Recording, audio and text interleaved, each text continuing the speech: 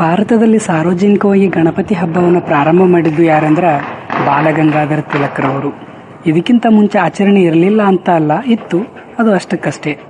1870ರಲ್ಲಿ ಬ್ರಿಟಿಷರು ಸಾಮಾಜಿಕವಾಗಿ ಮತ್ತು ರಾಜಕೀಯವಾಗಿ ಯಾವುದೇ ರೀತಿ 20 ಜನಕ್ಕಿಂತ ಹೆಚ್ಚು ಜನ ಸೇರುವ ಹಾಗಿಲ್ಲ ಅಂತ ಆದೇಶ ಹೊರಡಿಸ್ತಾರೆ. ಆದರೆ ಇದು ಧಾರ್ಮಿಕ ವಲಯಕ್ಕೆ ಅನ್ವಯಿಸ್ತಾ ಇರುವುದಿಲ್ಲ. ಹಾಗಾಗಿ ತಿಲಕ್ರವರು ಸಾರ್ವಜನಿಕ ಗಣೇಶನನ್ನು ಕೂಡಿಸೋದ್ರಿಂದ ಸ್ವತಂತ್ರ ಹೋರಾಟಕ್ಕೆ ಜನರನ್ನು ಒಂದೇ ಕಡೆ ಗುಂಪು ಸೇರಿಸುವುದಕ್ಕೆ ಸುಲಭವಾದ ದಾರಿ ಅಂತ ಈ ಮಾರ್ಗವನ್ನು ಆಯ್ಕೆ ಮಾಡ್ಕೊತಾರೆ. ಅದಕ್ಕೆ ಗಾಂಧೀಜಿಯವರವ್ರನ್ನ the maker of modern India, ಅಂದರೆ ಆಧುನಿಕ ಭಾರತದ ನಿರ್ಮಾಪಕ ಅಂತ ಕರೆದ್ರು. ಕಡುಬಿಗೆ ತುಪ್ಪ ಹಾಕಿದೆನಪ್ಪ, ಸ್ವೀಕರಿಸಪ್ಪ ಬೆನಕಪ್ಪ.